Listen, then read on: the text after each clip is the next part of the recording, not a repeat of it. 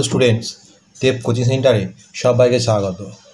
আজ ভূগোল ও পরিবেশ নবম শ্রেণীর বসু মল্লিকের লেখা ভূগোল বই থেকে ষষ্ঠ অধ্যায় দুর্যোগ ও বিপর্যয় এই চ্যাপ্টার অনুশীলনী থেকে বড় প্রশ্নটি আলোচনা করব, যার মান 5।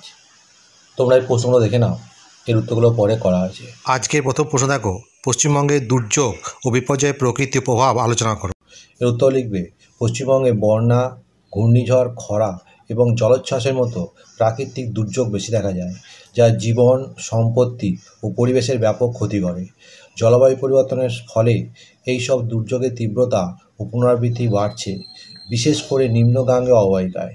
এর প্রভাবে কৃষি, অর্থনীতি, সামাজিক ও মানসিক স্বাস্থ্যের উপর নেতিবাচক প্রভাব পড়ে, যার জন্য রাজ্য দুর্যোগ মোকাবিলার জন্য প্রস্তুতি ও কৌশল গ্রহণ করছে।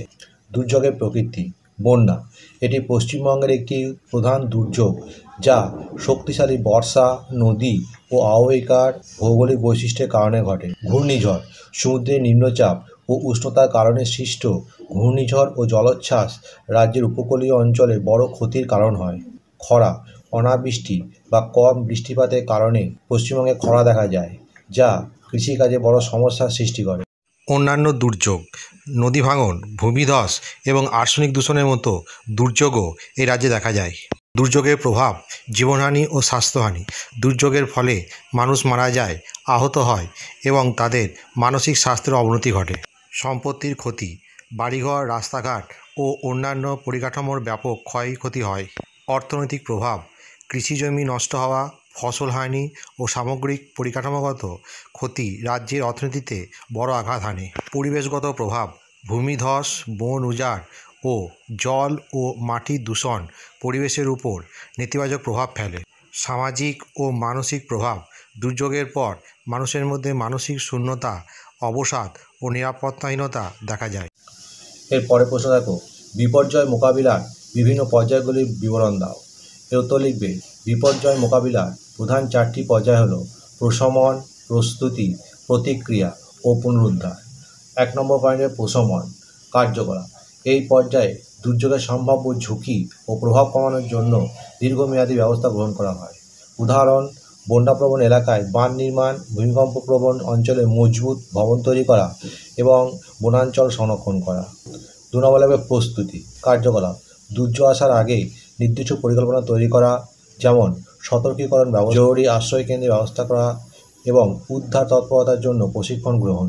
উদাহরণ: দুর্যোগ হলে কী করতে হবে তার জন্য নির্দিষ্ট প্রোটোকল তৈরি করা এবং নিয়মিত মহড়া পরিচালনা করা। 3 নম্বর পয়েন্টে প্রতিক্রিয়া কার্যকলাপ।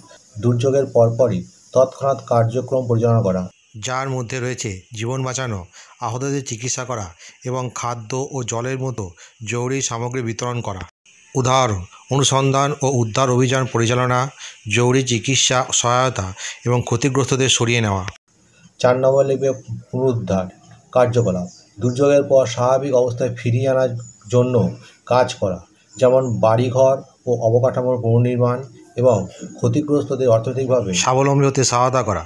উদাহরণ: ক্ষতিগ্রস্ত পরিবারকে পুনর্বাসন দেওয়া এবং স্থানীয় অর্থনীতিকে চাঙ্গা করার জন্য উদ্যোগ গ্রহণ করা। এই পর্যায়গুলি একটি চক্রাকারে কাজ করে, যার ফলে প্রতিটি দুর্যোগের পর শিক্ষা নিয়ে ভবিষ্যৎ মোকাবিলার পরিকল্পনা আরও উন্নত করা যায়। 5 নম্বর প্রশ্ন দেখো, পশ্চিমবঙ্গে বিপর্যয় ব্যবস্থাপনার জন্য গৃহীত কৌশলসমূহের উল্লেখ করো। এর উত্তর লিখবে, পশ্চিমবঙ্গে প্রাকৃতিক দুর্যোগ মোকাবিলার জন্য প্রস্তুতি, প্রশমন, প্রতিক্রিয়া এবং পুনরুদ্ধার এই 4টি মূল কৌশল অনুসন্ধান করা হয়। এই কৌশলগুলির মধ্যে রয়েছে দুর্যোগের পূর্বাভাস ও সতর্কীকরণ, দুর্যোগ প্রতিরোধী অবকাঠামো নির্মাণ, ত্রাণ ও উদ্ধার কাজে সহায়তা এবং ক্ষতিগ্রস্ত এলাকার দ্রুত পুনরুদ্ধার ও উন্নত পুনর্গঠন নিশ্চিত করে। 1 নম্বর প্রস্তুতি সতর্কীকরণ ও পূর্বাভাস। দুর্যোগের পূর্বাভাস ও সতর্কীকরণের জন্য উন্নত ব্যবস্থা গ্রহণ করা হয়, যা মানুষকে সময় মতো নিরাপদ স্থানে সরে যেতে এবং জীবন ও সম্পদের ক্ষতি কমাতে সাহায্য করে। জনসচেতনতা বৃদ্ধি।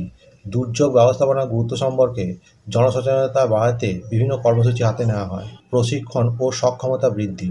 স্থানীয় সম্প্রদায় এবং জরুরি কর্মীদের প্রশিক্ষণ দিয়ে দুর্যোগ মোকাবিলায় তাদের সক্ষমতা বাড়ানো হয়। 2 নম্বর পয়েন্টে প্রশমন ঝুঁকি হ্রাস। দুর্যোগের ঝুঁকি কমাতে ক্ষয়ক্ষতির কারণগুলো চিহ্নিত করে তা নিয়ন্ত্রণ করার কৌশল গ্রহণ করা হয়। অবকাঠামোগত উন্নয়ন, দুর্যোগ প্রতিরোধী অবকাঠামো নির্মাণ করা হয়। যেমন বন্যা বা ভূমিকম্প প্রতিরোধী ভবন তৈরি করা। 3 নম্বর লিখবে প্রতিক্রিয়া। জরুরি উদ্ধার ও ত্রাণ, দুর্যোগের সময় দ্রুত উদ্ধার কাজ এবং প্রয়োজনীয় ত্রাণ সামগ্রী, খাদ্য, জল, চিকিৎসা ক্ষতিগ্রস্তদের কাছে পৌঁছে দেওয়া হয়। জরুরি পরিষেবা, হাসপাতাল, অ্যাম্বুলেন্স এবং অন্যান্য জরুরি পরিষেবাগুলো সচল রাখার ব্যবস্থা নেওয়া হয়। 4 নম্বরে পুনরুদ্ধার, ক্ষয়ক্ষতি মূল্যায়ন, দুর্যোগের পর ক্ষতিগ্রস্ত এলাকা এবং সম্পত্তি ক্ষয়ক্ষতি মূল্যায়ন করা হয়। পুনর্গঠন ও পুনর্বাসন, দ্রুত ক্ষতিগ্রস্ত এলাকাকে স্বাভাবিক অবস্থায় ফিরিয়ে আনা এবং ক্ষতিগ্রস্তদের পুনর্বাসনের ব্যবস্থা করা হয়। বন্ধুরা, এখানেই শেষ করছি। পরবর্তী ভিডিওতে আবার দেখা হবে। ভিডিওটি ভালো লাগলে অবশ্যই লাইক, কমেন্ট, শেয়ার করবে।